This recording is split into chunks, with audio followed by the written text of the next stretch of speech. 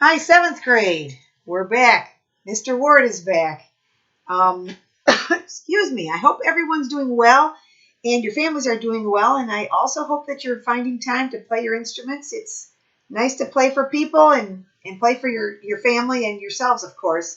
And I hope that some of you are looking at that band bingo sheet I made with different ideas about stuff to do to make practicing more interesting. I can talk. Anyway, page 18 for today. Our new thing, which we'll get to in a minute, is a dotted eighth and a 16th. But first, we're going to warm up with 87, this warm-up canon. That's why Mr. Ward is here. There's actually 4 parts, and it's really cool playing this with 4 parts when we have a full band. Notice the tempo is largo. I believe on our wall it's marked definitely slower. I can't remember. Anyway, it's very slow. So we're going to, oh, and I forgot I'm playing the clarinet. So we're going to play line 87. I'll play part 1. Mr. Ward's playing part 2. If we had 2 more people, we could do part 3 and 4. Here we go. 87. Slow. Look at your key signature also. Sorry. So flutes, low brass, just B flat, which means clarinets. You've got, oh, I don't have my, yes, I do have my clarinet book. You should be in the key of G, right? Oh, it's right here. So you have, I'm looking at the wrong book. Good grief. Sorry. Flutes, I said that totally wrong. Flutes in low brass, you got 3 flats. I'm looking at the clarinet part. I'm confused. All right, here we go. 87. 1, and it starts on beat 4. 2, 3.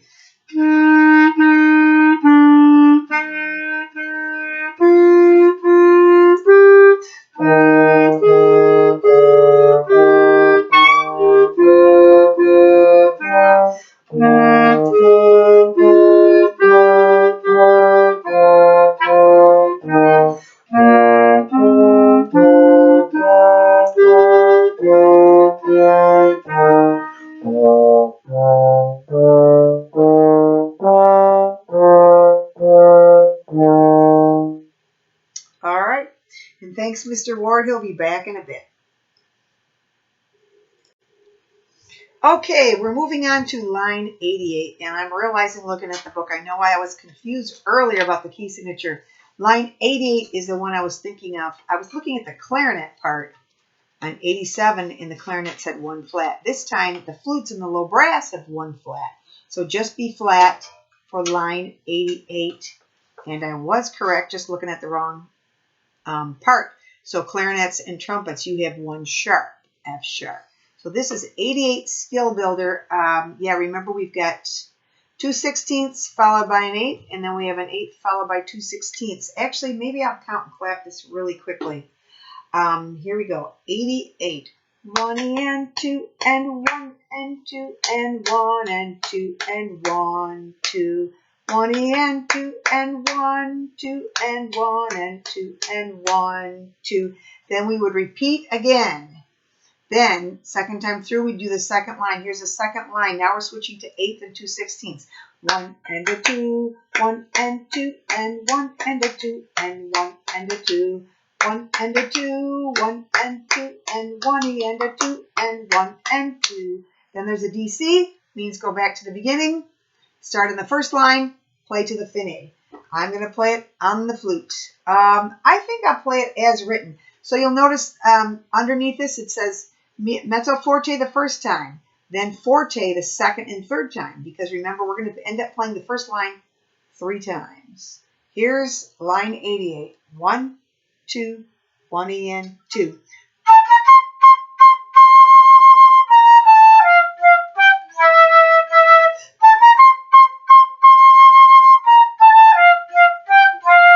Repeat.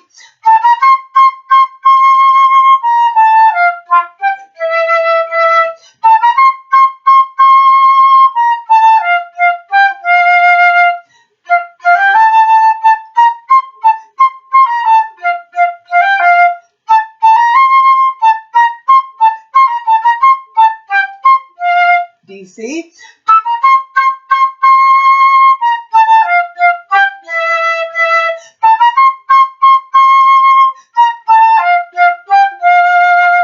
All right, so that's a Renaissance theme.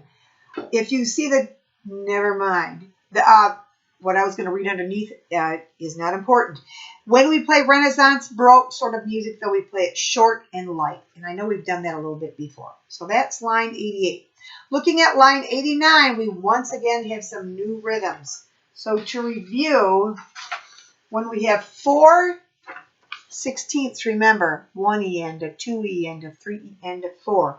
If you look at line 89, the second measure, they're tying together 3 of the 4/16.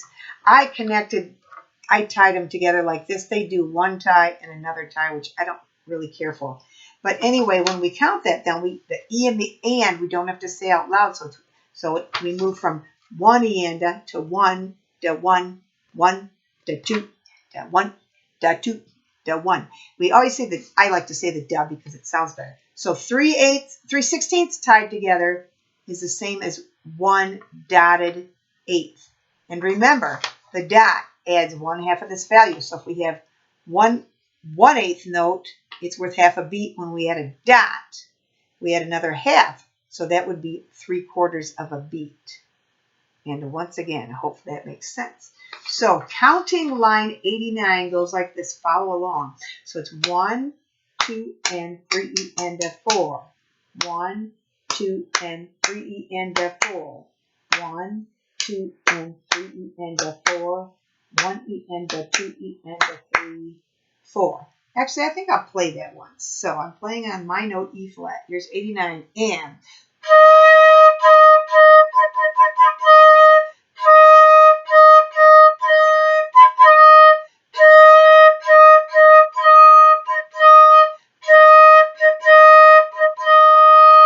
So when I'm playing, you can hear in your head, da, da, da, da, da. So, and if we were in class, I'd be doing this while you were playing. So it's 1, 1, 2, and 3 E and a 4. Now we get to the dotted eighths. 1 E and a 2 E and a 1 E and a 2 E and a 1. Okay, that's how they go. Looking at line 90, O Tannenbaum, which you all know. You will recognize it once I play it. I'm going to count and clap that one. And we're in 3/4 time. This is how it sounds. The challenge with playing a dotted eighth and 16th is to make the dotted eighth long enough. You want to make sure you hear 3, or think in your head, 3/16 notes for every dotted eighth. So O Tannenbaum, counting 1, 2, 3, 1 E and a 2, 3, 1, a 2, 3, and 1 and 2. That's a flat note. 3, 1, 2, 3, 1, a 2, 3, 1, a 2, 3, and 1 and 2, 3, 1, 2. Hold. You'll notice above the second to the last measure. Oh, you can't see this. R-A-L-L. Look at the top of the page. Hopefully it's, yes, it's yellow. Rallentando, gradually slow down the tempo. That's pretty much the same as retard. I was thinking I would play this one on the clarinet. So here's line 90, O Tannenbaum. Here we go. 1, 2.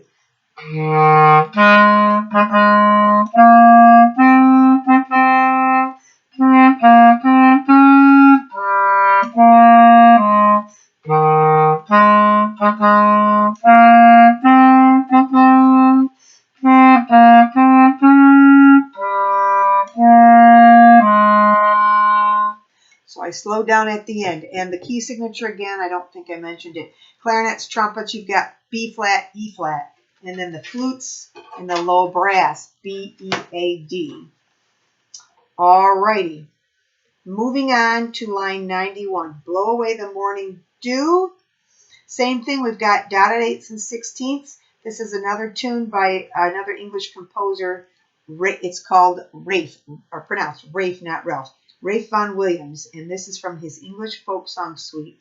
And do I now? I think I'll count it. Here we go. So 1 and 2, and 1 and 2, and 1 and 2, and 1 and 2, and 1 and 2, and 1 to 2, and 1 to 2, and 1 and 2, and on. I don't need to play the rest, so, or count the rest. I'm going to play it on the flute. Line 91. 1 and 2.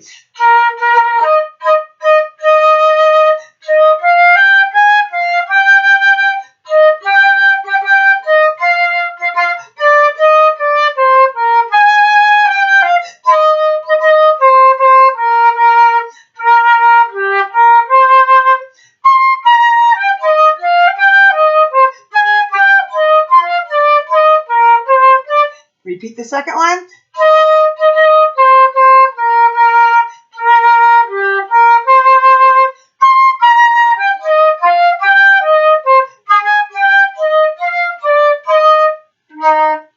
And again, about right before the first and second ending, it said rallentando, second time only. So that's why I did that. I thought I was going to remind you about something else. I don't remember what it was. Okay. And to end this page, once again, we've got private lessons. So 92, private lesson flutes. You pretty much, I think we know these. High D. I don't know how you can see this the best. So low D, high D. I'm pretty sure we did this in class. Thumb, 2 and 3. And then high E flat, every single key. So I'm going to play line A first. Flute private lesson 92.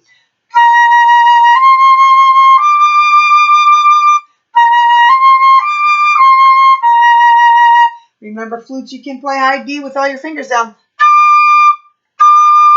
Hear the difference? That's why when you play it with all your fingers down, I know I can hear. So, on to B, high E flat, remember, like this, and your fingerings are at the top of the page. Here's B.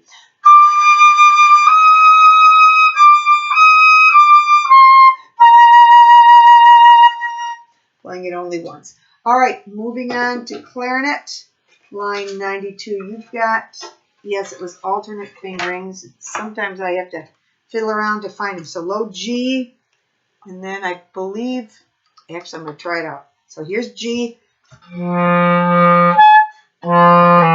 Okay, so alternate F sharp, because this is low F, right? This finger, F sharp, we can use this key. So then I don't have to pick up my right hand. So watch my fingers.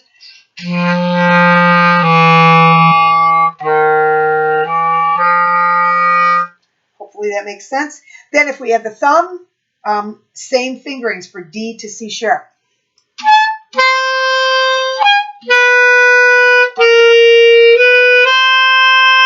All right, that's how that goes for the clarinet. I'm going to hit pause and have Mr. Ward come in and demonstrate some high notes for the brass. All right, here's trumpet line, I forgot what line we're on, 92.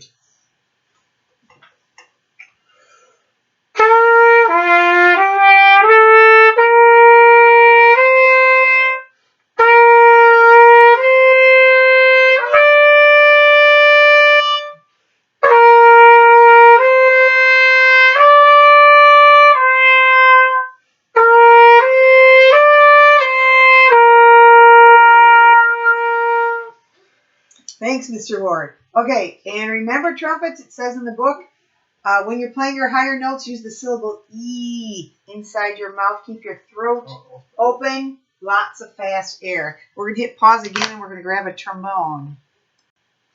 Okay, trombone. All right, I'm going to play a high D in exercise number 92. And high D is normally played in first position, but you can also play it in fourth position, just like low D, an octave lower. The high D, they put a plus sign next to the number 4 for fourth position, meaning you have to move your slide out just slightly further, probably about the width of your finger is all. Not very much, just move it out about the width of your finger compared to normal fourth position. All right, so in exercise A, I'll play the D in first position, and then in exercise B, the ones that are indicated in 4+, I'll do that in fourth position. And you'll hear that the high D sounds the same in fourth position as it does in first position.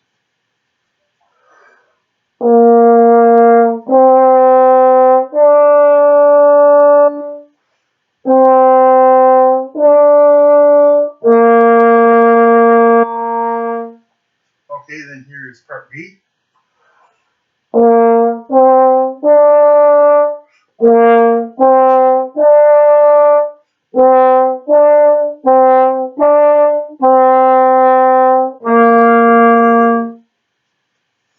All right, thanks, Mr. Ward. Yep.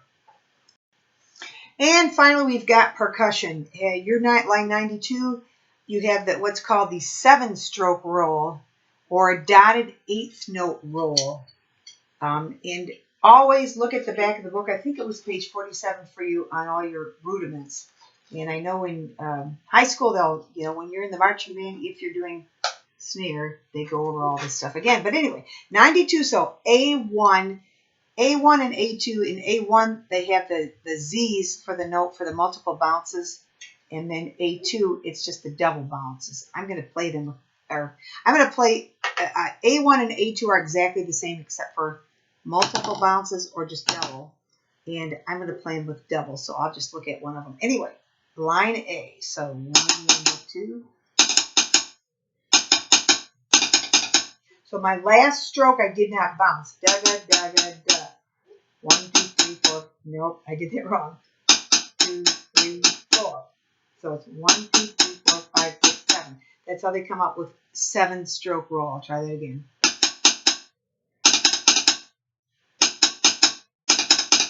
And they write it as a dotted eighth and a 16th. Then they're also one where they write it as a 16th and a dotted eighth. That means the first 16th is a tap. So it's tap, 1, 2, 1, 2, 3, 4, 5, 6, 7. All right, so here's line B.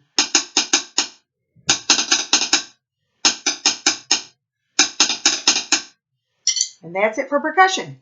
All right, we're done for today. 7th graders, have a great week. See you next time.